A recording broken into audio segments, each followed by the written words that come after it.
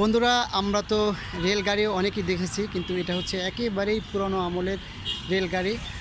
Bangladesh rail ভবনের সামনে রাখা যে রেলটি আছে সেটি আপনি দেখতে পাচ্ছেন।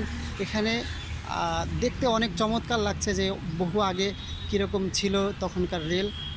আপনারা চাইলে এসে দেখে যেতে পারেন। আমার কাছে খুবই ইন্টারেস্টিং লাগছে যে তখনকার রেলগুলো কেমন ছিল, কিভাবে চলতো। সম্ভবত এগুলি কয়লা দ্বারা পরিচালিত হতো। দেখতে আমার কাছে খুবই ভালো লাগতেছে। দেখুন, এই বাংলাদেশ রেল ভবনের সামনে এরা অবস্থিত।